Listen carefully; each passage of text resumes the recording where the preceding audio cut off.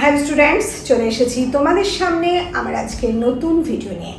আমার আজকের ভিডিওর বিষয় সিবিএসসি ক্লাস 9-এর আ মাটির ভেকু নামক পাঠ্য বইয়ের অন্তর্গত পর্ব 8 যে অংশটা আছে সেই অংশটা নিয়ে আলোচনা।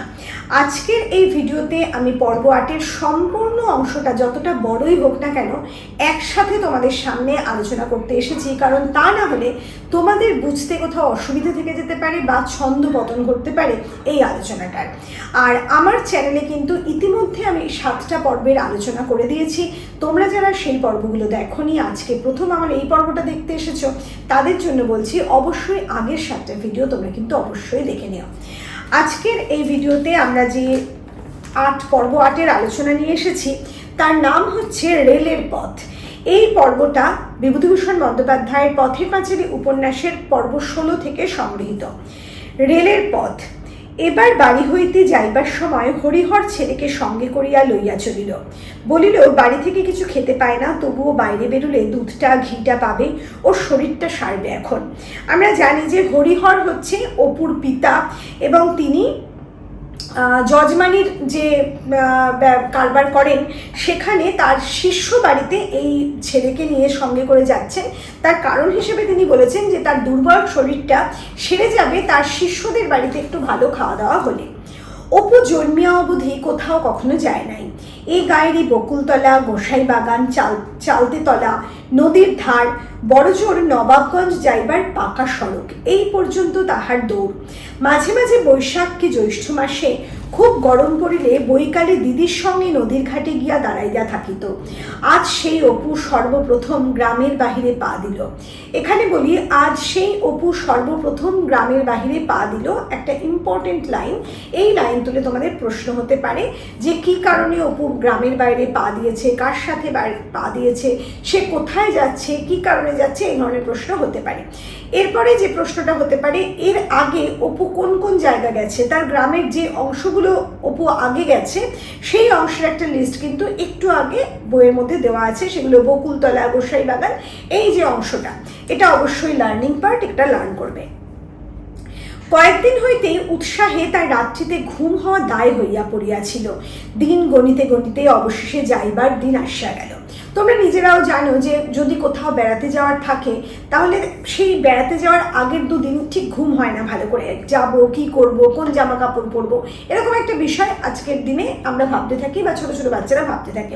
ঠিক তেমন অপু সেই সময় অত তো তার সাজের বাহার সেই সময় ছিল না এখনকার ছেলে মেয়েদের মতো, তাই কল্পনাটুকু তার ছিল যে কিভাবে যাব, কোথায় যাব, একটা আনন্দ উৎসাহ বাড়ির বাইরে বেড়াতে যাওয়ার জন্য।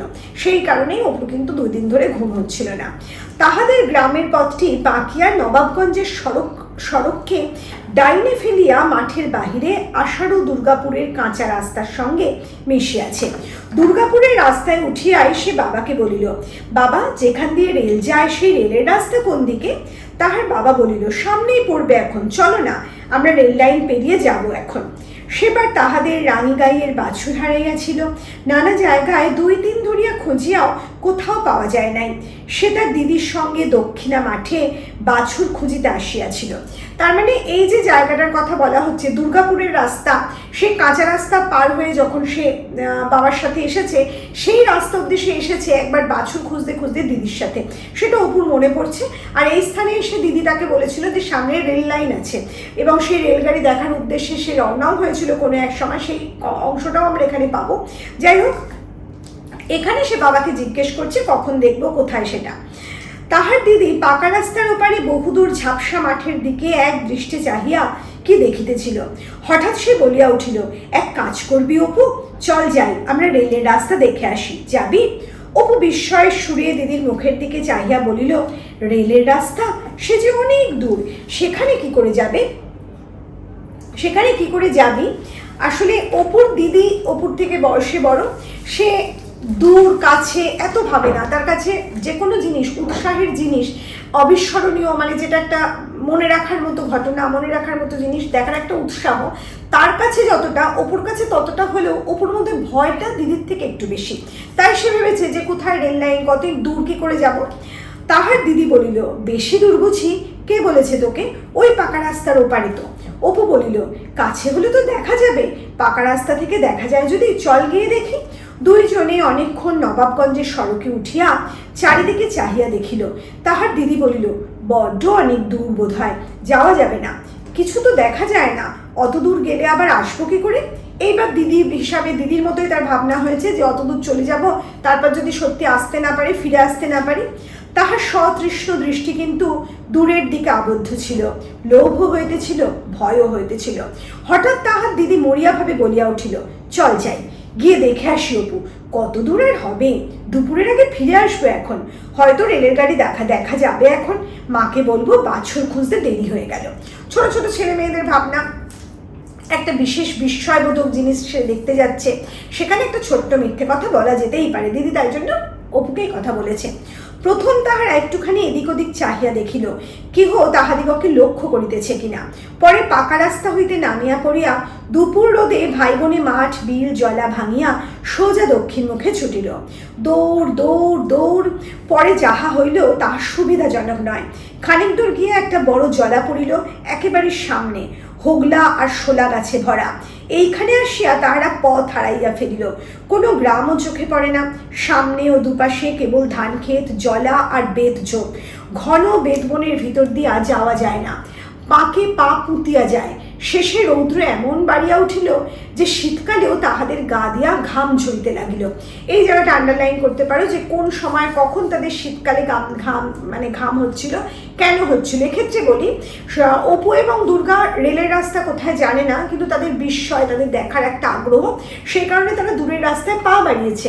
কিন্তু যখন অনেকটা এসেও কিছুতেই দেখা যাচ্ছে না, বরং বিপদ সংকুল হয়ে উঠছে তাদের পথটা, তখন তারা স্বাভাবিকভাবে ভয়ে এবং উৎকণ্ঠায় ঘেমে উঠেছিল।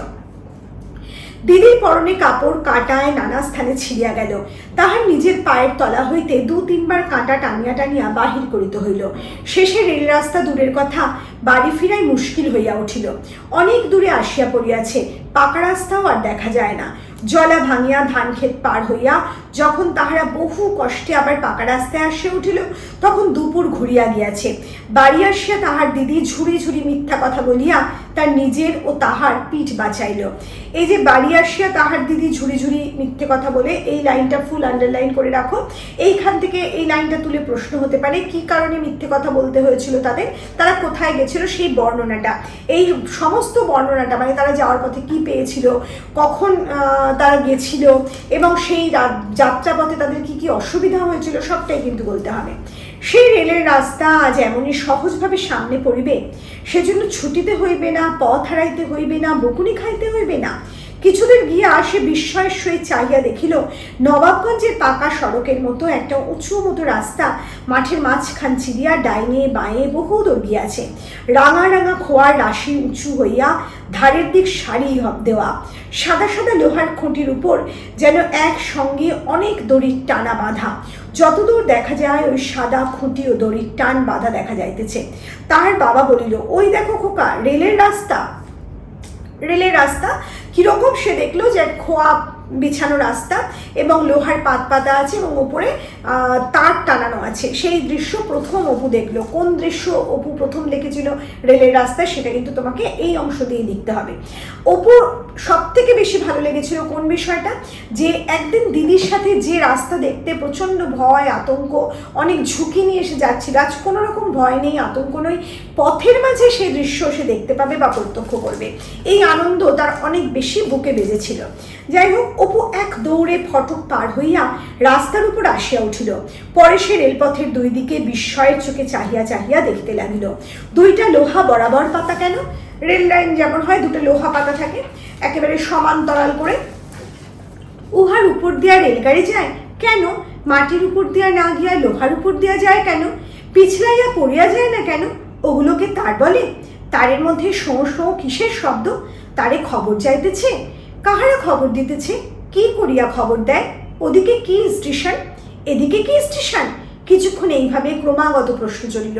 আসলে অপু হঠাৎ করে রেল লাইন প্রথম দেখেছে, একবার এদিকে একবার ওদিকে ছোটাছুটি করছে, নানান রকম প্রশ্ন সে কনস্ট্যান্টলি ক্রমাগত করে যাচ্ছে তার বাবার কাছে, উত্তরের অপেক্ষা করছে না, সে কিন্তু প্রশ্নের পর প্রশ্ন করছে। যখন মানুষের মনের মধ্যে হঠাৎ কিছু আনন্দ হয় এবং কোনো একটা অজানাকে সে আবিষ্কার করে ফেলে, তখন নানা প্রশ্ন এইভাবেই মনের মধ্যে উকি দেয়, সেটাই কিন্তু অপুর মধ্যে আমরা দেখলাম। শেষে অপু বলিল, বাবা রেলগাড়ি কখন আসবে? আমি রেলগাড়ি দেখবো বাবা। রেলগাড়ি এখন কি করে দেখবে? সেই দুপুরের সময় রেলগাড়ি আসবে, এখনো 4-5 ঘন্টা দেরি। তা হোক বাবা, আমি দেখে যাব। আমি কখনো দেখিনি। হ্যাঁ বাবা, ওরকম করো না, ওই জন্য তো তোমায় কোথাও আনতে চাইনি। এখন কি করে দেখবে? সেই দুপুর অবধি বসে থাকতে হবে তাহলে এই ঠায় রোদ্দুরে। চলো, আসবার সময় দিন দেখাবো। অপুকে অবশেষে জল ভরা চোখে বাবার পিছন পিছনে অগ্রসর হইতে হইল। সে বারবার বাবাকে বলছিল রেলগাড়ি দেখবে, কিন্তু 4-5 ঘন্টা দেরিতে রেলগাড়ি আসবে, কারণ তখন তো অত রেল ছিল না, অল্প ছিল, তার ট্রেন ছিল না, অল্প দেখতে পাবে, সেই জন্য দেরি হবে। তার বাবা রাজি হলো না, অপুর চোখে জল এসে গেল। আমরা প্রথম থেকেই জানি অপু অত্যন্ত অভিমানী, অপুর কথায় কথায় চোখে জল আসে, এটা কিন্তু আমরা দেখেছি। সন্ধ্যার পর তাহার গন্তব্যস্থানে পৌঁছল। শিষ্যের নাম লক্ষণ মহাজন, বেশ বড় চাষি ও অবস্থাপন্ন গৃহস্থ। সে বাহিরের বড় আটচালা ঘরে মহা সমাদরে তাহাদের থাকিবার স্থান করিয়া দিল। এখানে বলে রাখি যে সন্ধ্যার পর তাহারা গন্তব্যস্থানে পৌঁছিল। এই লাইনটা আন্ডারলাইন করে রাখো। এই লাইন তুলে প্রশ্ন হতে পারে যে এটা সন্ধ্যের পর তারা কোন গন্তব্যস্থানে পৌঁছলো, অর্থাৎ শিষ্যের নাম বলতে হবে, সেই বাড়ির একটা বর্ণনা। আটচালা ঘর, আটচালা মানে একটা চালার মধ্যে 8খানা খুপড়ি ঘর যখন থাকে তখন তাকে বলা হয় আটচালা। আচ্ছা, লক্ষণ মহাজনের ছোট ভাইয়ের স্ত্রী সকালে স্নান করিবার জন্য পুকুর ঘাটে আসিয়াছিল। জলে নামিতে গিয়া পুকুরের পাড়ে নজরে পড়াতে সে দেখিল পুকুর পাড়ের বাগানে একটি অচেনা ছোট ছেলে একখানি কঞ্চি হাতে কলা বাগানের একবার এদিক একবার ওদিক পায়চারি করিতেছে ও পাগলের মতো আপন মনে কি বকিতেছে। এরকম একটা অবস্থা আমরা অপুকে বারবার দেখেছি। সে নানান কিছু মনে মনে কল্পনা করে এবং সেই কল্পনা মতো সে নিজে এক একটা চরিত্র হয়ে ওঠে এবং একা একা সেই কথাগুলো বলতে থাকে, সেই চরিত্রের সংলাপ বলতে থাকে। এখানে ওই লক্ষণ মহাজনের যে ছোট ভাইয়ের স্ত্রী, সে ওই অপুকে দেখলো সে একা একা বিড়বিড় করছে। সে ঘোড়া নামাইয়া কাছে আসিয়া জিজ্ঞাসা করিল, তুমি কাদের বাড়ি এসেছো খোকা? অপুর যত জারিজুরি তাহার মায়ের কাছে। বাহিরে সে বেজায় মুখ চোরা। প্রথমটা অপুর মাথায় আসিল যে সে টানিয়া দৌড় দেয়, পরে সংকুচিত সুরে বলিল, ওই ওদের বাড়ি। অপুর আরেকটা চারিত্রিক লক্ষণ বা চারিত্রিক বৈশিষ্ট্য আমরা দেখলাম। অপু মার কাছে যত বড় বড় কথা বলুক, যত কিছু বড় বড় মানে বিষয় নিয়ে আলোচনা করুক, অপু কিন্তু বাইরের মানুষের কাছে অত্যন্ত সংকুচিত, অত্যন্ত লজ্জিত। সে মুখ চোরা, সে অত সহজে কথা বলতে পারে না। যখন তাকে প্রশ্ন করা হলো সে প্রথমে ভাবলো পালায়, কিন্তু তারপরে আস্তে আস্তে উত্তর দিল, ওই ওদের বাড়ি। বধূটি বলিল, বটঠাকুরদের বাড়ি? আগেকার দিনে ভাসুরকে বটঠাকুর হিসাবে বলা হতো। তুমি বটঠাকুরের গুরু মহাশয়ের ছেলে বুঝি? ও। বধূ সঙ্গে করিয়া তাহাকে নিজের বাড়িতে লইয়া গেল। আতিথেয়তা আগেকার দিনে গ্রামে যথেষ্টই ছিল। তাহাদের বাড়ি পৃথক। লক্ষণ মহাজনের বাড়ি হইতে অতি সামান্য দূরে, কিন্তু মধ্যে পুকুরটা পড়ে। বধূর ব্যবহারে অপুর লাজুকতা কাটিয়া গেল। সে ঘরের মধ্যে ঢুকিয়া ঘরের জিনিসপত্র কৌতূহলের সহিত চাহিয়া চাহিয়া দেখিতে লাগিল। ওহ, কত কি জিনিস! তাহাদের বাড়িতে এরকম জিনিস নাই। এরা খুব বড় লোক তো। কড়ির আলনা, রং বেরঙের ঝুলন্ত শিকা, পশমের পাখি, কাঁচের পুতুল, মাটির পুতুল, শোলার গাছ, আরও কত কি। দু একটা জিনিস সে ভয়ে ভয়ে হাতে নাড়িয়া চাড়িয়া দেখিল। এইখানে এই যে বর্ণনাটা দেওয়া হলো এটা সম্পূর্ণ লার্ন করবে। এই যে লক্ষণ মহাজনের ছোট ভাইয়ের বাড়ির বর্ণনা, যেটা অপু অবাক চোখে দেখছিল, সেই বর্ণনাটা তোমাদের প্রয়োজনে প্রশ্ন আসতে পারে। এতক্ষণ ভালো করিয়া ছেলেটির মুখের দিকে চাহিয়া দেখিয়া বধূটির মনে হইল যে এ এখনো ভারী ছেলে মানুষ। মুখের ভাব যেন 5 বছরের ছেলের মতো কচি। এমন সুন্দর অবোধ চোখের ভাব সে আর কোনো ছেলের চোখে এই পর্যন্ত দেখে নাই। এমন রং, এমন গড়ন, এমন সুন্দর মুখ, এমন তুলি দিয়া আঁকা ডাগর ডাগর নিষ্পাপ চোখ। অচেনা ছেলেটির ওপর বধূর বড় মমতা হইল। এই জায়গাটা আন্ডারলাইন করো। বধূকে, অচেনা ছেলেটিকে কেন তার জন্য বড় মায়া হলো। অচেনা ছেলেটা অপু এবং বধূ হচ্ছে ওই অপুর বাবার শিষ্য লক্ষণ মহাজনের ছোট ভাইয়ের স্ত্রী। আর কেন মায়া হলো সেটা কিন্তু পুরো অপুর চেহারার মধ্যে দিয়ে, অপুর চেহারাটা দেখে, তাকে দেখে তার মানে একটা শিশু সুলভ চেহারা তার মধ্যে ধরা পড়ছিল। এছাড়া তার সুন্দর মুখ, সরল চোখ, তার যে তুলি দিয়ে আঁকা চোখ, মুখের যে গঠন মানে তুলি দিয়ে আঁকার মতো, এই সমস্ত কিছু নিষ্পাপ একটা বিষয়। অপু বসিয়া নানা গল্প করিল, বিশেষ করিয়া কল্লকার রেলপথের কথাটি। খানিকটা পরে বধূ মোহনভোগ তৈয়ারি করিয়া তাহাকে খাইতে দিল। একটা বাটিতে অনেকখানি মোহনভোগ, এত ঘি দেওয়া যে আঙুলে ঘি মাখামাখি হইয়া যায়। অপু একটুখানি মুখে তুলিয়া খাইয়া অবাক হইয়া গেল। এমন অপূর্ব জিনিস আর কখনো সে খায় নাই তো। আন্ডারলাইন করো, এই জায়গাটা লাইন তুলে প্রশ্ন হতে পারে, কি জিনিস কে দিয়েছিল? মোহনভোগে কিশমিশ দেওয়া কেন? কই, তাহার মায়ের তো তৈরি মোহনভোগে তো কিশমিশ থাকে না, ঘিও থাকে না। বাড়িতে সে মার কাছে আবদার ধরে, মা আজ আমাকে মোহনভোগ করে দিতে হবে।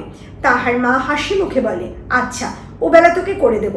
আমরা বহুবার দেখেছি অপুর মা কিন্তু অপু দুর্গার আবদারগুলো মেটানোর চেষ্টা করতো। হতে পারে দরিদ্রের ঘর, তবুও কিন্তু সন্তান মায়ের কাছে, প্রত্যেক সন্তান প্রত্যেক মায়ের কাছে কিন্তু সমান, এবং প্রত্যেক মাই চায় তার সন্তানের সমস্ত আবদার, ছোট ছোট আবদারগুলো মেটাতে। অপুর মাও কিন্তু সেরকমই চেষ্টা করতো। তা যাই হোক, পরে সে শুধু সুজি কাঠখোলায় ভাজিয়া জলে সিদ্ধ করিয়া ও গুড় মিশাইয়া একটা পুলটিসের মতো দ্রব্য তৈরি করিয়া কাঁসার সরপুরিয়া থালাতে আদর করিয়া ছেলেকে খাইতে দেয়।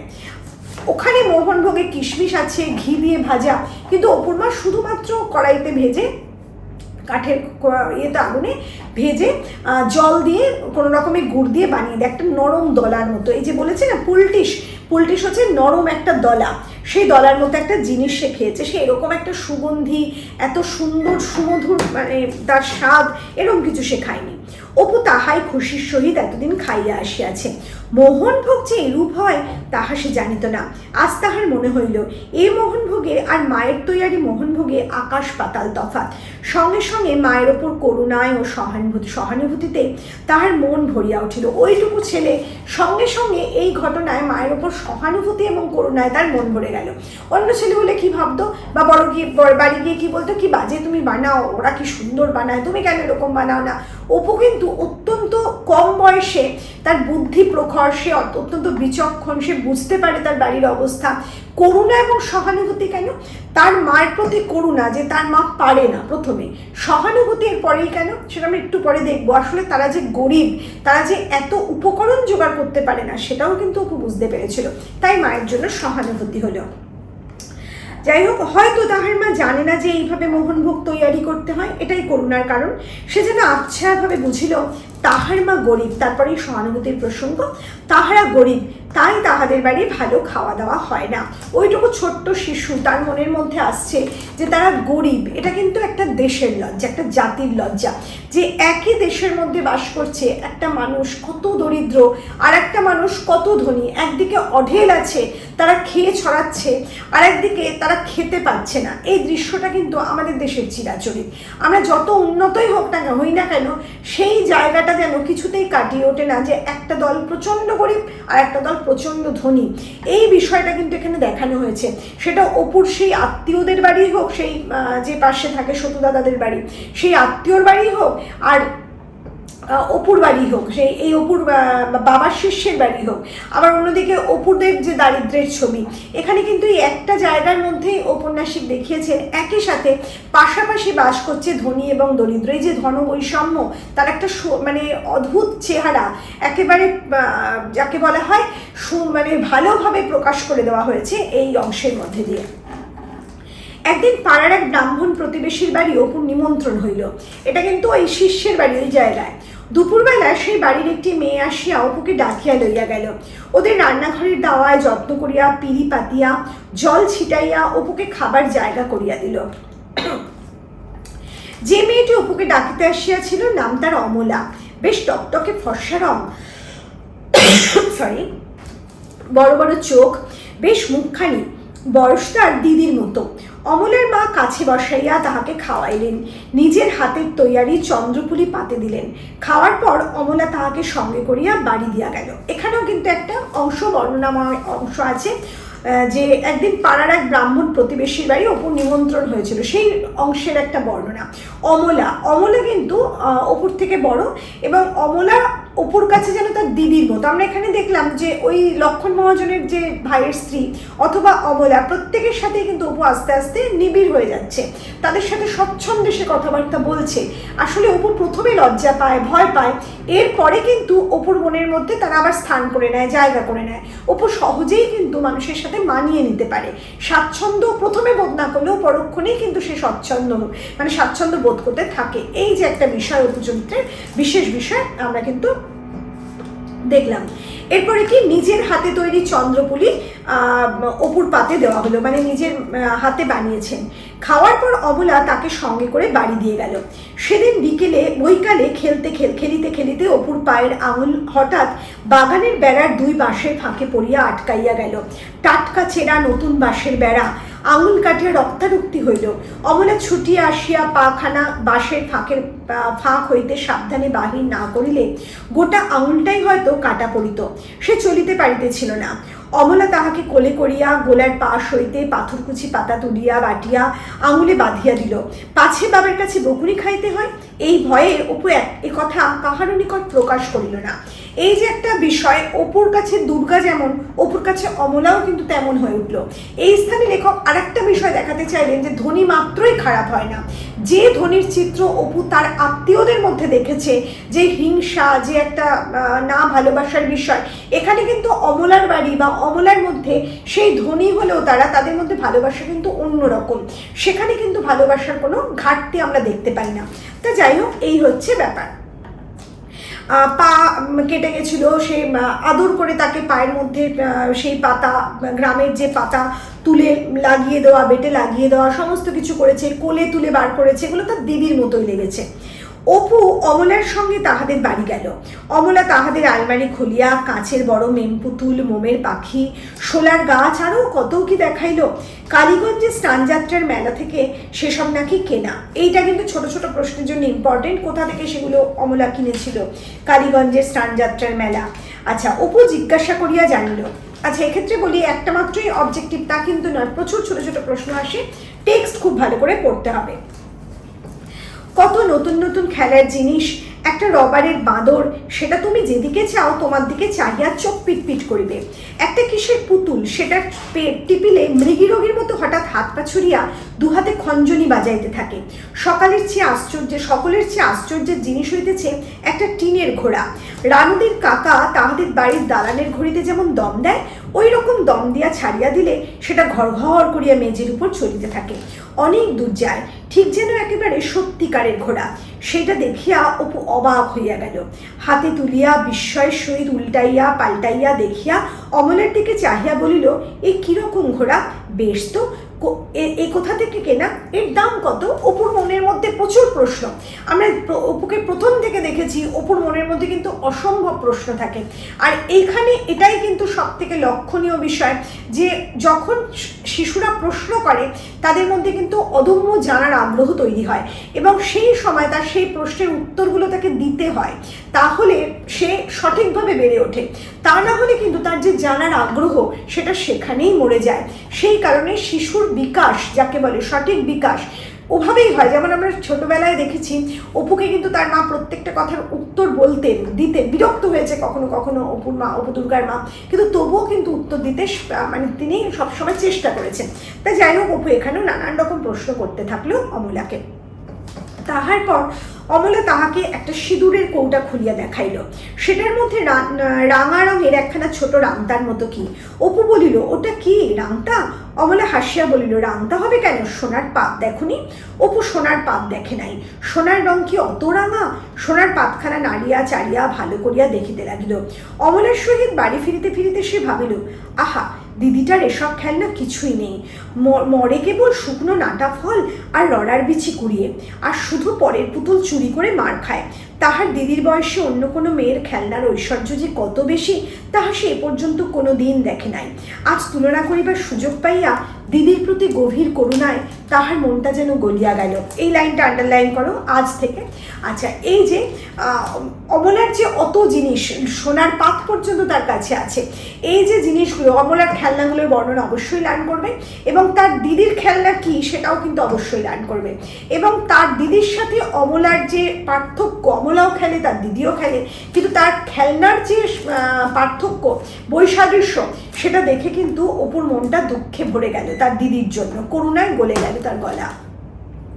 যাই হোক, তাহার পয়সা থাকিলে সে দিদিকে একটা কলের ঘোড়া কিনিয়া দিত, আর একটা রবারের বাঁদর, তুমি যেদিকে তাকাও তোমার দিকে চাহিয়া সে চোখ পিটপিট করিত। বধূর কাছে একজোড়া পুরনো তাস ছিল, ঠিক একজোড়া বলা চলে না, সেটা নানা জোড়া তাসের পরিত্যক্ত কাগজগুলি এক জায়গায় জড়ো করা আছে মাত্র। অপু সেগুলো লইয়া মধ্যে মধ্যে নাড়ে চাড়ে। রানুদের বাড়িতে মাঝে মাঝে দুপুরবেলা তাসের আড্ডা বসিত, সে বসিয়া বসিয়া খেলা দেখিত। টেক্কা, গোলাম, সাহেব, বিবি, কাগজ ধরা লইয়া প্রায় মারামারি হয়, বেশ খেলা।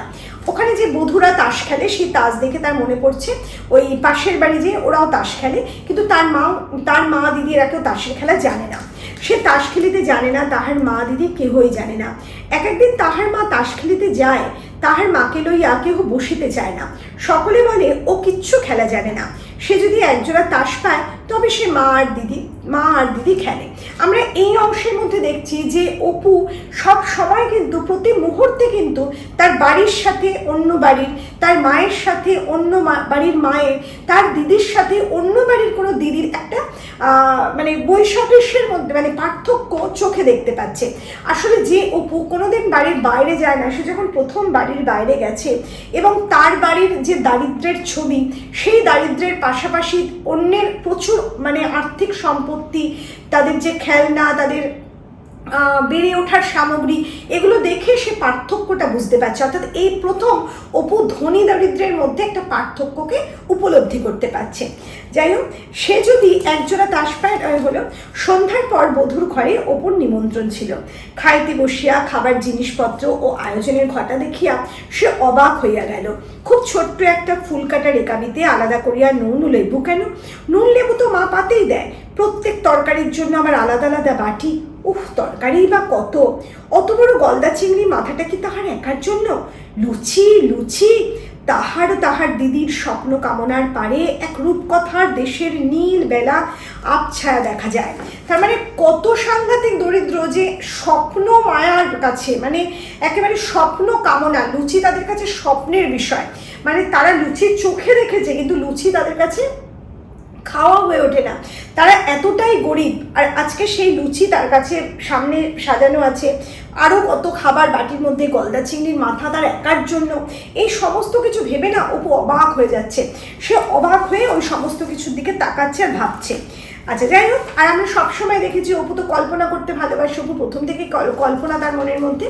তা যাই হোক, দিন দুই পরে হরিহর ছেলেকে লইয়া বাড়ি আসিল। এই তো মোটে কয়দিন, এরই মধ্যে সর্বজয়া ছেলেকে না দেখিয়া আর থাকিতে পারিতেছিল না। দুর্গার খেলা কয়দিন ভালো রকম জমে নাই। অপুর বিদেশ যাত্রায় দিন কতক আগে দেশি কুমড়ো শুকনো খোলার নৌকা লইয়া ঝগড়া হওয়াতে দুজনের মুখ দেখা দেখি বন্ধ হইয়া গিয়াছিল। এখন আরো অনেক কুমড়োর খোলা জমিয়াছে। দুর্গা কিন্তু আর সেগুলো জলে ভাসাইতে যায় না। কেন মিছিমিছি এ নিয়ে ঝগড়া করে তার কান মলে দিল? আসুক সে ফিরে, আর কখনো তার সঙ্গে ঝগড়া করবো না। এটা আন্ডারলাইন করো যে কোন ঝগড়া, কি নিয়ে ঝগড়া হয়েছিল। কুমড়োর খোলা নিয়ে ঝগড়া হয়েছিল। সেই কুমড়োর খোলা জলে ভাসানো নিয়ে অপু আর অপুর দিদি দুর্গার মধ্যে ঝগড়া হয়েছিল। আমরা জানি যে প্রত্যেক ভাই বোনের মধ্যেই ঝগড়া হয়, অপু দুর্গার মধ্যেও তাই ঝগড়া হয়। কিন্তু অপু এবং দুর্গার এই ঝগড়া, যখন অপু দূরে চলে যায় তখন দুর্গা উপলব্ধি করে যে ঝগড়াটা না করলেই হতো। ভাইয়ের অনুপস্থিতিতে দুর্গা তার একটা অভাব বোধ করে, যেমন সর্বজয়া বোধ করে, তেমনই আসলে প্রত্যেকেই কিন্তু অপুকে অত্যন্ত ভালোবাসে। কারণ দুর্গার থেকে অপু অনেকটা ছোট এবং একমাত্র পুত্র সন্তান তৎকালীন সময়ে, আবার একটা মায়ালু ব্যাপার তো অপুর মধ্যে ছিলই। যাই হোক, যার জন্য সবাই অপুকে কিন্তু খুবই ভালোবাসত। সব খোলা সেই নিয়ে নিক। বাড়ি আসিয়া অপু দিন 15 ধরিয়া নিজের অদ্ভুত ভ্রমণ কাহিনী সর্বত্র বলিয়া বেড়াইতে লাগিল। কত আশ্চর্য জিনিস সে দেখিয়াছে এই কয়দিনে। রেলের রাস্তা, সেখান দিয়ে সত্যিকারের রেলগাড়ি যায়, মাটির আতা, পেঁপে, শশা অবিকল যেন সত্যিকার ফল। সেই পুতুলটা যেটার পেট টিপিলে মৃগী রোগীর মতো হাত পা ছুড়িয়া হঠাৎ খঞ্জনি বাজাইতে শুরু করে। তারপর অমলাদি কত দূর যে সে গিয়াছিল, কত পদ্মফুলে ভরা বিল, কত অচেনা নতুন গা পার হইয়া, কত মাঠের উপরকার নির্জন পথ বাহিয়া, সেই যে কোন গায়ের পথ ধরে কামার দোকানে বাবা তাহাকে জল খাওয়াইতে লইয়া গেল, তাহারা তাহাকে বাড়ির মধ্যে ডাকিয়া লইয়া গিয়া যত্ন করিয়া পিড়ি পাতিয়া বসাইয়া দুধ চিড়ে খাইতে দিয়াছিল। কোনটা ফেলিয়া সে কোনটার গল্প করে, রেল রাস্তার গল্প শুনিয়া তাহার দিদি মুগ্ধ হইয়া যায়। বারবার জিজ্ঞাসা করে, কত বড় লোহাগুলো দেখলি অপু? তার টাঙানো বুঝি খুব লম্বা? রেলগাড়ি দেখতে পেলি? না, রেলগাড়ি অপু দেখে নাই, ওইটাই কেবল বাদ পড়িয়াছে, সে শুধু বাবার দোষে। এই জায়গাটা আন্ডারলাইন করো, এটাই কেবল বাদ পড়িয়াছে, সে শুধু বাবার দোষে। মোটে ঘন্টা 4-5 রেলের রাস্তার ধারে চুপ করিয়া বসিয়া থাকিলেই রেলগাড়ি দেখা যাইত, কিন্তু বাবাকে সে কিছুতেই বুঝিয়া উঠিতে পারে নাই। আচ্ছা, এই জায়গাটা খুব ইম্পর্টেন্ট। এই যে তৎকালীন সময়ে গুরুদেব এবং শিষ্যের ব্যাপারটা আমরা আজকের দিনেও দেখেছি, যে গুরুদেব এবং শিষ্যের যে ব্যাপারটা, আমাদের ভারতবর্ষ ঈশ্বর প্রধান দেশ এবং আমাদের ভারতবর্ষের মানুষ অত্যন্ত ভক্তিমতী, সবাই কিন্তু প্রচণ্ড ভক্তি করে এবং গুরুদেবকে এরা একেবারে ঈশ্বরের মতো করে মানে। এবং এই যে গুরুদেব মানে অপু দুর্গার বাবা, সে কিন্তু একেবারে ভণ্ড গুরুদেব তা না, তার মধ্যে কিন্তু শিক্ষা ছিল, সে কিন্তু পুঁথির জ্ঞান তার মধ্যে ছিল। আর বর্তমানকালে যে গুরুদেবরা প্রচুর গজিয়ে ওঠে, বহু গুরুদেব, তাদের অনেকেই কিন্তু ভণ্ড গুরুদেব, তাদের মধ্যে সত্যিকারের দর্শন, সত্যিকারের জ্ঞান কিন্তু নেই। তারা কিন্তু সেই সমস্ত জ্ঞান অর্জন না করে শুধুমাত্র রোজগারের তাড়নায় গুরুদেব হয়ে ওঠে। এই ব্যাপারটা কিন্তু এখানে দেখতে হবে। তো যাই হোক, সেটা কিন্তু এখানে দেখানো হলো। বেলা হইয়া যাওয়ার ব্যস্ত অবস্থায় সর্বজয়া তাড়াতাড়ি অন্যমনস্কভাবে সদর দরজা দিয়া ঢুকিয়া উঠানে পা দিতেই কি যেন একটা সরু দড়ির মতো বুকে আটকাইল। সঙ্গে সঙ্গে কি একটা পটাং করিয়া ছিড়িয়া যাইবার শব্দ হইল ও দুই দিক হইতে দুটো কাঠির মতন কি উঠোনে ঢিলা হইয়া পড়িয়া গেল। সমস্ত কার্যটি চক্ষের নিমেষে হইয়া গেল, কিছু ভালো করিয়া দেখিবার কি বুঝিবার পূর্বে। সর্বজয়া বাইরে থেকে ঢুকছিল খুব তড়িঘড়ি, হঠাৎ তার বুকের কাছে কিছু একটা তারের মতো লাগলো এবং টং করে ছিঁড়ে গেল সশব্দে। অল্পক্ষণ পরে অপু বাড়ি আসিল। দরজা পার হইয়া উঠানে পা দিতেই সে থমকিয়া দাঁড়াইয়া গেল, নিজের চক্ষুকে বিশ্বাস করিতে পারিল না। এ কি বাড়ি, আমার টেলিগ্রাফের তার ছিল কি? আন্ডারলাইন করো। অপু ভাবছে কে করবে এরকমটা, কিভাবে হলো সেটাও মনে রাখবে।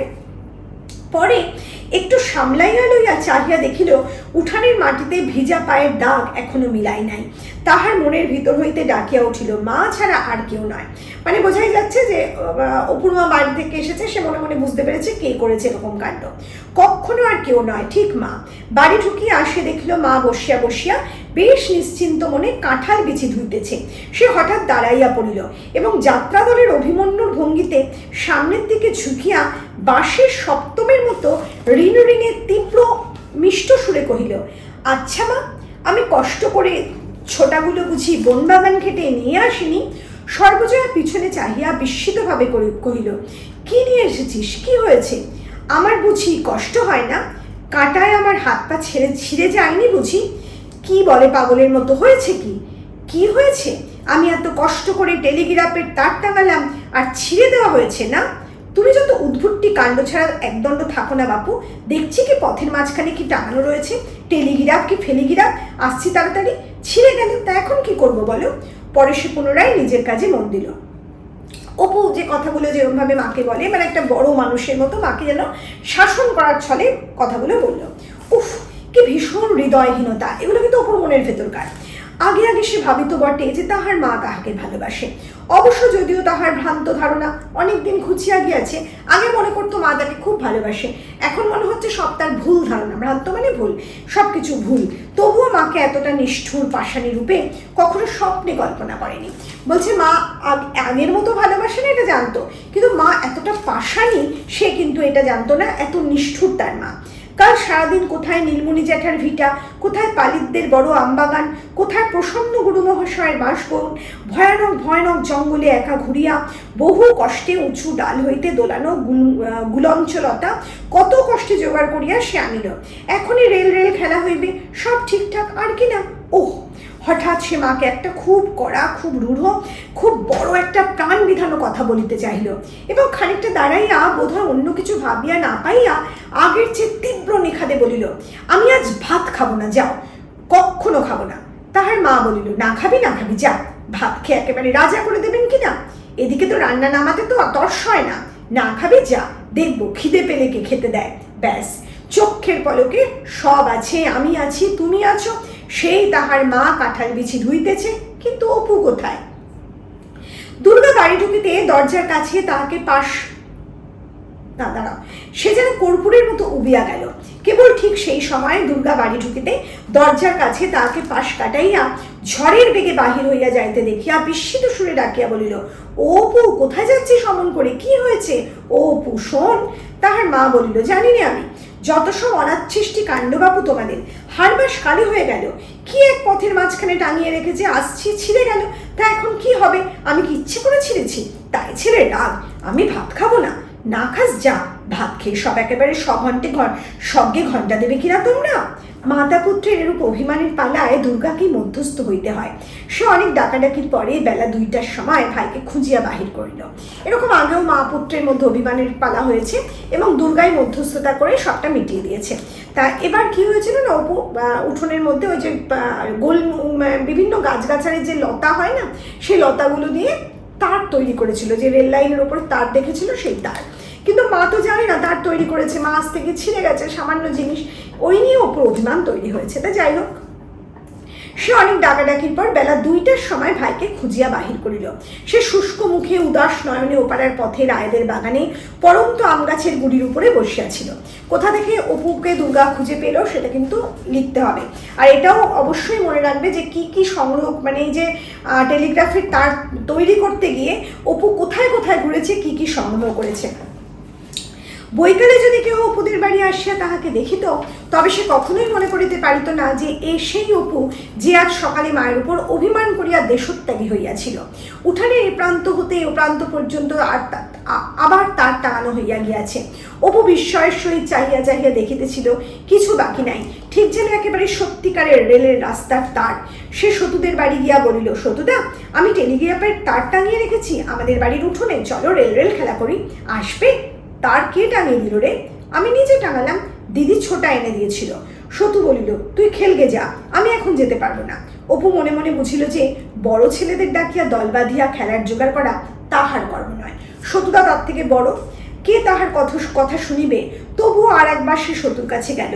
নিরাশ মুখে রোয়াকের কোণটা ধরিয়া নিরুৎসাহভাবে বলিল, চলো না সতুদা, যাবে? তুমি, আমি আর দিদি খেলবো এখন।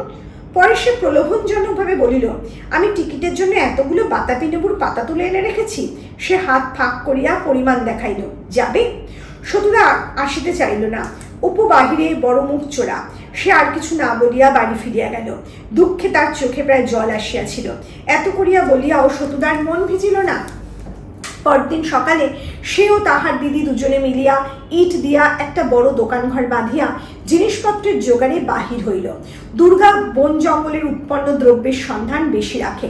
দুজনে মিলিয়া নোনা পাতার পান, মেটে আলুর ফলের আলু, রাধালতা ফুলের মাছ, তেলাকুচার পটল, চিচ্চিরের বরবটি, মাটির ঢেলার সৈন্দব লবণ আরও কত কি সংগ্রহ করিয়া আনিয়া দোকান সাজাইতে বড় বেলা করিয়া ফেলিল।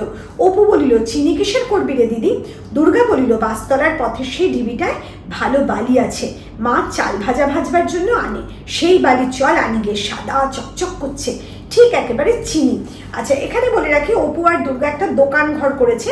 সেই দোকানে তারা বিভিন্ন রকম সামগ্রী রেখেছে, বরবটি, তারপরে হচ্ছে পটল, মাছ, নানান কিছু, এবং সেগুলো কিন্তু একটা সত্যিকারের নয়, বিভিন্ন জিনিস দিয়ে বিভিন্ন কিছু তৈরি করা হয়েছে।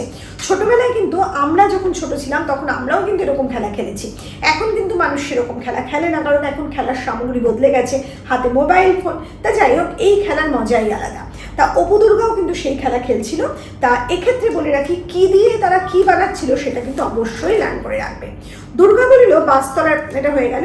বাঁশবনে চিনি খুঁজিতে খুঁজিতে আর আহরা পথের ধারের বনের মধ্যে ঢুকিল। খুব উঁচু একটা বন, চটকা গাছের আগডালে একটা বড় লতার ঘন সবুজ আড়ালে টুকটুকে রাঙা বড় বড় সুদল কি ফল দুলিতেছে। অপু দুর্গা দুজনেই দেখিয়া অবাক হইয়া গেল। অনেক চেষ্টায় গোটা কয়েক ফল নিচের দিকে লতার খানিকটা অংশ ছিঁড়িয়া তলায় পড়িতেই মহা আনন্দে দুজনে একসঙ্গে ছুটিয়া গিয়া সেগুলিকে মাটি হইতে তুলিয়া লইল। পাকা ফল মোটে 3টে। প্রধানত বিপণী সজ্জার উদ্দেশ্যেই তাহার দোকানে এরূপভাবে রক্ষিত হইল যে খরিদ্দার আসলে প্রথমেই সে যেন তাহার নজরে পড়ে। বিপণী মানে কেনাকাটা, দোকানদারি যাকে বলে। সেই পাকা ফলটা দোকানে এমনভাবে সাজানো হলো যে কেউ যদি দোকানে কিনতে আসে প্রথমেই ওই ফলটার দিকে নজরে পড়বে। দোকানদাররা যেমন করে ঠিক তেমনই একটা মনোভাব, মানে শিশুরা বড়দের দেখে শেখে, তা বড়দের দেখে দেখে এইটুকু তারা আয়ত্ত করে নিয়েছিল। পুরো দামে বেচা কেনা আরম্ভ হইয়া গেল, পুরো দমে। যাই হোক, দুর্গা নিজেই পান কিনিয়া দোকানের পান প্রায় ফুরাইয়া ফিরিল। বেলা খেলা খানিকটা অগ্রসর হইয়াছে, এমন সময় দরজা দিয়া সতুকে ঢুকিতে দেখিয়া অপু মহা আনন্দে তাহাকে আগাইয়া আনিতে দৌড়িয়া গেল। ও সতুদা, দেখো না কিরকম দোকান হয়েছে, কেমন ফল, এই দেখো আমি আর দিদি পেরে আনলাম। কি ফল বলো দেখি, জানো? সতু বলিল, ও তো মাকাল ফল, আমাদের বাগানে কত ছিল। সতু আসাতে অপু যেন কৃতার্থ হইয়া গেল। সতুদা তাহাদের বাড়িতে তো বড় একটা আসে না, তাছাড়া সতুদা বড় ছেলেদের দলের চাই। সে আশাতে খেলার ছেলে মানুষটিকে যেন কতকটা ঘুচিয়া গেল। আন্ডারলাইন করো, সতুদাকে আনার জন্য অপুর মধ্যে সীমাহীন আনন্দ। সতুদা এসেছে, এসে অত্যন্ত আনন্দে তাকে এগিয়ে গেছে মানে এসো এসো করে অভ্যর্থনা জানাতে। আর সতু আসাতে তাদের খেলার মধ্যে ছেলে মানুষই হারিয়ে গেল। আসলে সতুর যতটা বড় অপুর থেকে, সেই বয়সের ভারের থেকেও বড় কথা, অপু দুর্গার মধ্যে যে ছেলে মানুষই, সেই ছেলে মানুষই কিন্তু সতুর মধ্যে নেই। সে বলা যায় এঁচড়ে পাকা গোছের ছেলে, তা সেই ছেলে মানুষই হারিয়ে গেছে। আর সবসময় এটাই সত্যি, যতদিন সে বয়স যাই হোক না কেন, সে ছেলে মানুষই যতদিন বজায় থাকে ততদিন কিন্তু সেই সৌন্দর্যটাও নিজেদের মনের মধ্যে ধরা পড়ে, ওপরে ধরা পড়ে। তো এই ক্ষেত্রে সতুর মধ্যে সেই সৌন্দর্য নেই, আমরা বুঝতেই পাচ্ছি। যাই হোক, মাকাল ফল দেখে সে দুচ্ছাই করলেও আমাদের বাড়িতে তো কতই আছে। যাই হোক, এরপর কি হলো, অনেকক্ষণ পুরা মরশুমে খেলা চলিবার পর দুর্গা বলিল, ভাই আমাকে 2 মণ চাল দাও, খুব সরু, কাল আমার পুতুলের বিয়ের পাকা দেখা, অনেক লোক খাবে, আগেকার দিনে যেমন পুতুল খেলা হতো। সতু বলিল, আমাদের বুঝি নেমন্তন্ন না? দুর্গা মাথা দুলাইয়া বলিল, না বই কি, তোমরা তো হলে কোনে যাত্রী, সকালে এসে নকুতো করে নিয়ে যাব। নকুতো মানে লৌকিকতা, নকুতো করে নিয়ে যাব। সতুদা রানুকে বলবে আজ রাত্রিরে যেন চন্দন বেটে রাখে, কাল সকালে গিয়ে নিয়ে আসবো। দুর্গার কথা ভালো করে আর শেষ হয় নাই। এমন সময় সতু দোকানে বিক্রয়ার্থে রক্ষিত পণ্যের মধ্য হইতে কি যেন তুলিয়া লইয়া হঠাৎ দৌড় দেয়া দরজার দিকে ছুটিল। সঙ্গে সঙ্গে অপুও, ওরে দিদিরে নিয়ে গেল রে বলিয়া তাহার ঋণে গলায় চিৎকার করিতে করিতে সতুর পেছনে পিছনে ছুটিল। আচ্ছা, এক্ষেত্রে বলে রাখি, এই যে বললো না যে তোমরা তো হলে কোনে যাত্রী, মানে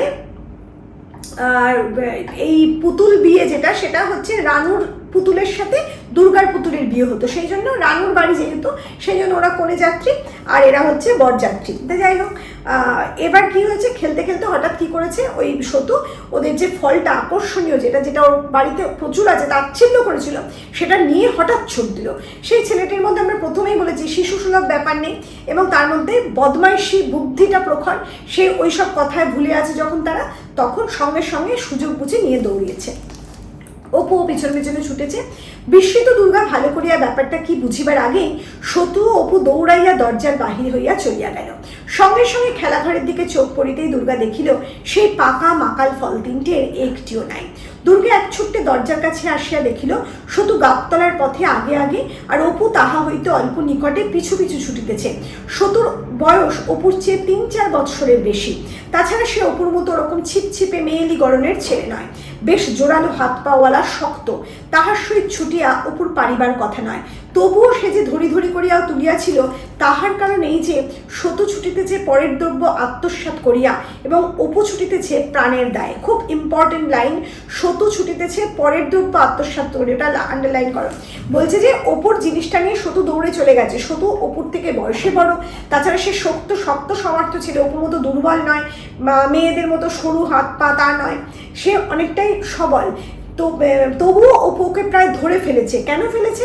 লেখক বলছেন যে সতু ছুটছে পরের দ্রব্য আত্মসাৎ করে, মানে পরের জিনিস চুরি করে, কিন্তু অপু ছুটছে নিজের দ্রব্যটাকে, মানে প্রাণের দায়ে, অর্থাৎ নিজের যে প্রাণের জিনিসটা চলে গেছে, তার প্রাণ ছিল ফলগুলো, সেই প্রাণের দায়ে সে ছুটছে, তার প্রাণটাকে যেন সে উদ্ধার করবে, সেই দায় নিয়ে ছুটছে, সব ভুলে গেছে। তখন দায়টা সাংঘাতিক, সেই জন্য তার দৌড়ের পরিমাণটা বেড়ে গেছে, তার গতি বেড়ে গেছে। তা যাই হোক, হঠাৎ দুর্গা দেখিল যে সতু গতিবেগ কমাইয়া একবারটি নিচু হইয়া যেন পিছন ফিরিয়া চাহিল। সঙ্গে সঙ্গে অপু হঠাৎ দাঁড়াইয়া পড়িল। পরক্ষণে সতু ছুটিয়া চালতা তলার পথের পাড়িয়া দৃষ্টির বাহির হইয়া গেল। আচ্ছা, এই যে একটা ইম্পর্টেন্ট বিষয় আমাদের বলি, এই যে কথাটা লেখক বললেন, সতু ছুটিতেছে পরের দ্রব্য আত্মসাৎ করিয়া, অপু ছুটিতেছে প্রাণের দায়ে, এই লাইনটা আজকের জগতের জন্য ইম্পর্টেন্ট। কেন ইম্পর্টেন্ট বলো তো? এই যে ধনীর ঘরে যে সন্তানরা, তাদের মধ্যে যে উৎসাহ, মানে বড় হতে হবে, আমাকে একটা বিশেষ জায়গা নিতে হবে, সেই টানটা সেরকম থাকে না। কারণ কি, আমরা তো না চাইতেই সব পেয়ে যাচ্ছি, পেটে খিদের জ্বালাটা আমরা অনুভব করি না, তার আগেই মা খেতে দিয়ে দেয়। যে জিনিসটা আমার প্রয়োজন, মানে ভালো ভালো সামগ্রী দেখি, মানে বাইরে দেখার আগেই বাবা মা আমার হাতে তুলে দিচ্ছে। আমার নিজের বাড়িতে আমি দেখছি, আমাকে বাইরে গিয়ে সেটা আবিষ্কার করতে হয় না। এই যে খিদের অভাব, সেই খিদের অভাবের জন্যই কিন্তু এই আজকের দিনে সেই প্রাণের টানটা থাকে না, তাগিদটা থাকে না। আর সেই কারণেই কিন্তু গরিব ঘরের ছেলে মেয়েদের যে মানে সাফল্য বিভিন্ন দিকে, সে বিভিন্ন মানে বড় বড় অফিসার র্যাঙ্কের চাকরিতেই হোক, বড় বড় জায়গায় বিভিন্ন আইআইটির রেজাল্ট বলো, মেডিকেল বলো, সেই সব জায়গায় তারা কিন্তু অত্যন্ত মানে ভালোভাবে সাফল্য লাভ করে, কারণ তাদের খিদে থাকে। তারা যে বাড়িতে বসবাস করে সেই বাড়িতে বসে বাইরের রঙিন পৃথিবীটাকে তারা দেখতে পায়। সেই রঙিন পৃথিবীটাকে ঘরের মধ্যে তারা এনে, তাদের বাবা মা এনে দিতে পারেন না, তারা সমর্থ নন। সেই কারণে সেই পৃথিবীটা গড়ার তাগিদ তাদের মধ্যে থাকে। আর ঠিক সেই কারণেই কিন্তু এই লাইনটা আজকের জন্য তোমাদের জন্য ইম্পর্টেন্ট। যাই হোক, এরপরে কি হলো? এরপরে দেখা গেল যে দুর্গা ততক্ষণে দৌড়িয়া গিয়া অপুর কাছে পৌঁছিয়াছে। অপু একটু সামনের দিকে নিচু হইয়া ঝুঁকিয়া দুই হাতে চোখ রগড়াইতেছে। দুর্গা বলিল, কি হয়েছে রে অপু? অপু ভালো করিয়া না চাহিয়া যন্ত্রণার সুরে দুহাত দিয়া চোখ রগড়াইতে রগড়াইতে বলিল, সতুদা চোখে ধুলা ছুঁড়ে মেরেছে দিদি, চোখে কিছু দেখতে পাচ্ছি নে। মানে অপু এত কাছে চলে এসছে, সতু তখন ধুলো ছুঁড়ে অপুর চোখে মেরে দিয়েছে। কি দুর্গা তাড়াতাড়ি অপুর হাত নামাইয়া বলিল, সর দেখি, ওরকম করে চোখ রগড়াস নে, একটু তাকা দেখি। অপু তখনই দুহাতে আবার চোখে উঠাইয়া আকুল সুরে বলিল, ওহু দিদি, চোখের মধ্যে কেমন করছে, চাইতে পাচ্ছি না, আমার চোখ কানা হয়ে গিয়েছে দিদি, দেখি ওরম করে চোখ রগড়াস নে, সর। পরে সে কাপড়ে ফু পাড়িয়া চোখে ভাব দিতে লাগিল। কিছু পরে অপু একটু চোখ মেলিয়া চাহিতে লাগিল। দুর্গা তাহার দুই চোখের পাতা তুলিয়া অনেকবার ফু দিয়া বলিল, এখন বেশ দেখতে পাচ্ছিস তো? আচ্ছা তুই এখন বাড়ি যা, আমি ওদের বাড়ি গিয়ে ওর মাকে আর ঠাকমাকে সব বলে দিয়ে আসছি, রানুকেও বলবো। আচ্ছা দুষ্টু ছেলে, তো তুই যা, আমি আসছি এক্ষুনি। এই যে দেখো, দুষ্টু ছেলে, বদমাইশ ছেলে, এইসব কথা কিন্তু দুর্গার মধ্যে নেই। আসলে পারিবারিক যে শিক্ষায় দুর্গা অপু মানুষ হচ্ছে, সেই পারিবারিক শিক্ষা সতুদের নেই। সেই কারণে সতুদের মধ্যে তাদের ভাষায়, তাদের আচরণে যে বিষয়টা, অপু দুর্গার আচরণে কিন্তু সেটা প্রত্যক্ষ করি না। তোমরা বলতেই পারো যে দুর্গা তো চুরি করে, দুর্গার যে চুরি করা সেই বিষয়টা কিন্তু আলাদা। তোমরা যদি বঙ্কিমচন্দ্রের বিড়াল প্রবন্ধ জেনে থাকো, সেখানে দেখবে যে চোর চুরি করে, তাকে চোর তৈরি করে সেই মানুষরা যারা তাকে দেয় না। এই যে ধন বৈষম্য, সেটাই কিন্তু কারণ, তার কারণেই চৌর্যবৃত্তি। সেটা কিন্তু এরা করতে চায় না। দুর্গা যদি সঠিক জিনিস পেত, সামান্য খেলনাটুকুও যদি পেত, তাহলে কিন্তু চৌর্যবৃত্তি তার মধ্যে আসতো না। সেই কারণে অপু দুর্গার মধ্যে যে বিষয়টা, সেটা একটা অন্য প্রকৃতি, তাকে সেই চোর বলে দেখে দেওয়া যায় না, এটা হচ্ছে বিশেষ বিষয়। যাই হোক, দুর্গা এরপর অপুকে পাঠিয়ে দিয়ে সে গেল। যাই হোক, অপু দরজার বাম ধারে, এরপর রানুদের খিড়কির দরজা পর্যন্ত অগ্রসর হইয়া দুর্গা কিন্তু আর যাইতে সাহস করিল না। সেচ ঠাকুরানকে সে ভয় করে। খানিকক্ষণ খিড়কির কাছে দাঁড়াইয়া ইতস্তত করিয়া সে বাড়ি ফিরিল। যখন সে অপুকে সান্ত্বনা দিয়েছিল, তখন ওই কথাগুলো বলেছিল, কারণ সে মনে করেছিল যে সতু যদি শাস্তি পায় তাহলে অপু একটু আনন্দ পাবে এবং সেও আনন্দ পাবে, সেই জন্য সে কথাটা বলেছিল। কিন্তু যখন সে গেল, তখন সে এগোতে পারছে না, কারণ ওই যে সেচ ঠাকুরান, তাকে সে যথেষ্ট ভয় পেত, তাকে সে চোর বলেছে, নানান কথা বলেছে।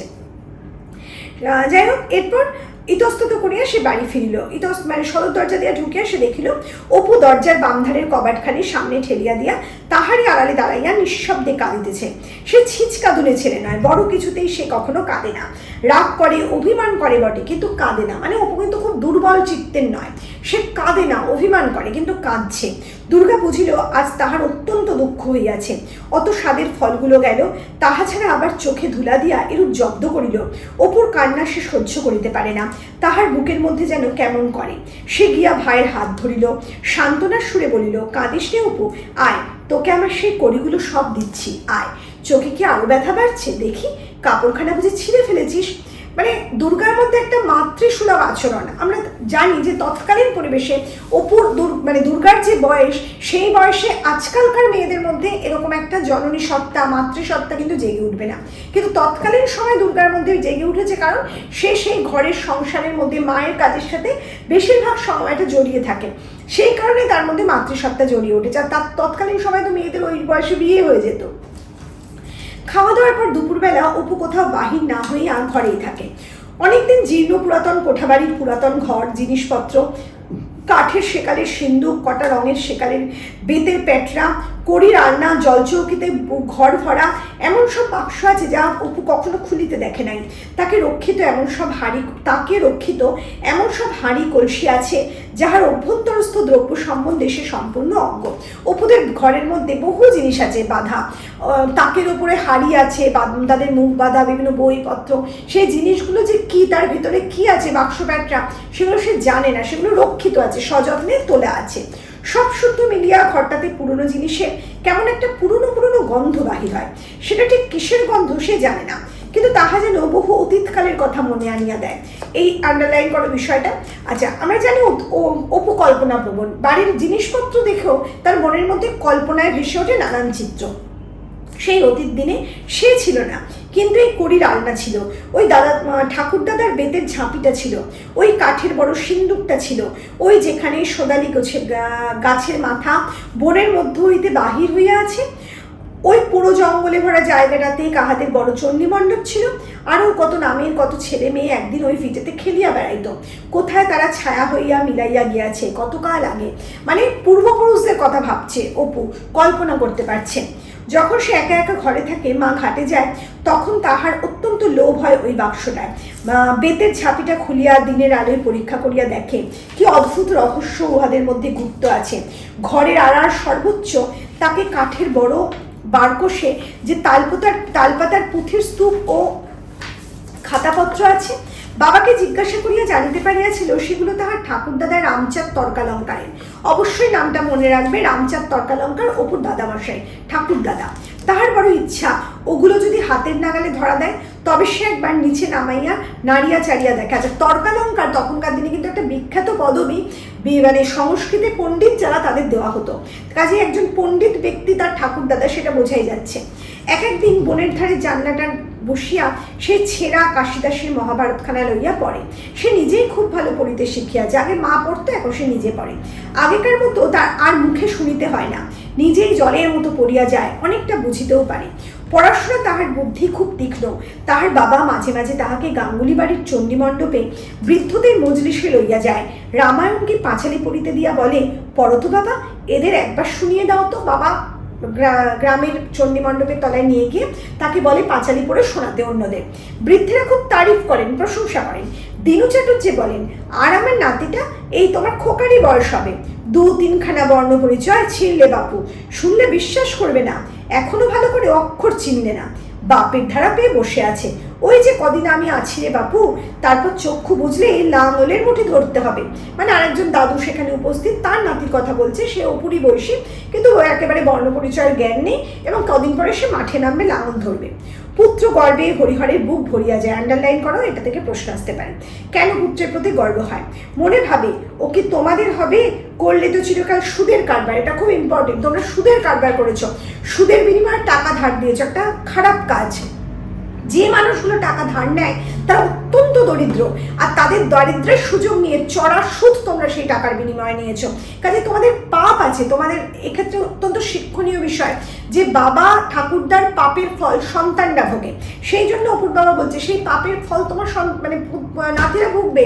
তোমার ছেলে কি করে এত ভালো হবে, তোমার নাতি কি করে এত ভালো হবে। আমাদের হবে, হাজার হোক পণ্ডিত বংশ তো বটে, বাবা মিথ্যেই তালপাতা ভরিয়ে ফেলেননি পুঁথি লিখে, বংশে একটা ধারা দিয়ে গিয়েছেন, সেটা যাবে কোথায়? বলছে আমার বাবা পুঁথি লিখেছে, বই লিখেছে, আর তালপাতার পুঁথি তখনকার দিনে ছিল। তা যাই হোক, সেটা একটা বংশের ধারা বজায় থাকছে, বাবা দিয়ে গেছে সেটা। মানে এই গরিবের বাবা সম্পত্তি হয়তো কিছু দিয়ে যেতে পারেনি, কিন্তু শিক্ষাটা বংশানুক্রমিক দিয়ে গেছে, সেটাই তাদের মূলধন, কিন্তু যেটা ওই ধনী ঘরের মানুষদের মধ্যেও কিন্তু হয়তো নেই। তাহাদের ঘরের জানালার কয়েক হাত দূরেই বাড়ির পাঁচিল, এবং পাঁচিলের ওপাশ হইতেই পাঁচিলের গা ঘেঁষিয়া কি বিশাল আগাছার জঙ্গল আরম্ভ হইয়াছে। জানালায় বসিয়া শুধু চোখে পড়ে সবুজ সমুদ্রের ঢেউয়ের মতো ভাট শাওড়া গাছের মাথাগুলো, এ গাছে ও গাছে দোদুল্যমান কত রকমের লতা, প্রাচীন বাঁশঝাড়ের শীর্ষ বয়সের ভারে সেখানে সোদালি বনচালতা গাছের উপর ঝুঁকিয়া পড়িয়াছে। তাহার নিচের কালো মাটির বুকে খঞ্জন পাখির নাচ। কোন পাখির নাচ সেটা মাথায় রাখবে, বাকি কাঁধে খুব একটা ইম্পর্টেন্ট কিছু নেই, এটা পড়ছি না, পরের অংশে যাচ্ছি। তাহাদের বাড়ির ধার হইতে এ বন জঙ্গল, একদিকে সেই কুঠির মাঠ, অপরদিকে নদীর ধার পর্যন্ত একটানা চলিয়াছে। অপুর কাছে এ বন অফুরন্ত ঠেকে। সে দিদির সঙ্গে কত দূর এ বনের মধ্যে তো বেড়াইয়াছে, বনের শেষ দেখিতে পায় নাই।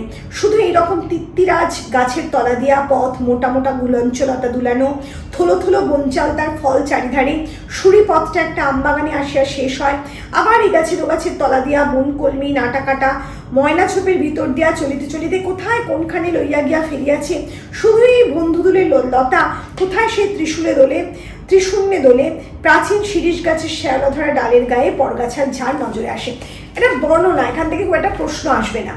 এই বনের মধ্যে কোথায় একটা মজা পুরনো পুকুর আছে, তারই পারে যে ভাঙা মন্দিরটা আছে। আজকাল যেমন পঞ্চানন্দ ঠাকুর গ্রামের দেবতা, কোনো সময় ওই মন্দিরের বিশালাক্ষী দেবী সেই রকম ছিল। অপু যে সময় জন্মেছে, যে সময়, সেই সময় পঞ্চানন্দ মানে পঞ্চমুখ যে ঈশ্বর, যে দেবতা, তার পূজা হয়। কিন্তু ওই ঝোপের মধ্যে একটা মন্দির আছে, বিশালাক্ষীর মন্দির। তার একটা বর্ণনা আছে, বলছে তিনি ছিলেন গ্রামের মজুমদার বংশের প্রতিষ্ঠিত দেবতা। আন্ডারলাইন করো, তিনি কে, সেই সম্পর্কে একটা গল্প আছে, সেটাও বিভিন্নভাবে প্রশ্ন আসতে পারে, অবশ্যই লাইন করবে। একসময় কি বিষয়ে সফল মনস্কাম হইয়া তাহারা দেবীর মন্দিরে নরবলি দেন, মানে তাদের কোনো একটা উদ্দেশ্য পূরণ হয়েছে, মানে সফল হয়েছে কোনো একটা কাজে মজুমদার বংশের মানুষেরা, এবং তারা নরবলি দিয়েছিল, মানুষকে বলি দিয়েছিল ওই বিশালাক্ষী মন্দিরে। তাহাদের রুষ্ট হইয়া দেবী স্বপ্নে জানাইয়া যান যে তিনি মন্দির পরিত্যাগ করিয়া চলিয়া গেলেন, মানে নরবলি হয়েছিল বলে দেবী রুষ্ট হয়েছেন, রেগে গেছেন, তিনি মন্দির ত্যাগ করে চলে গেছেন, এবং মজুমদার বংশের কাউকে স্বপ্নে কথাটা বলে গেছেন, আর কখনো ফিরবেন না। সে অনেক কালের কথা। বিশালাক্ষীর পূজা হইতে দেখিয়াছে এরূপ কোনো লোক আর জীবিত নাই। মন্দির ভাঙিয়া চুরিয়া গিয়াছে, মন্দিরের সম্মুখের পুকুর মজিয়া ডোবায় পরিণত হইয়াছে, চারিধারে বনে ছাইয়া ফেলিয়াছে। মজুমদার বংশ বাতি দিতে আর কেহ নাই। অতএব বোঝা যাচ্ছে মজুমদার বংশের কেউ নাই।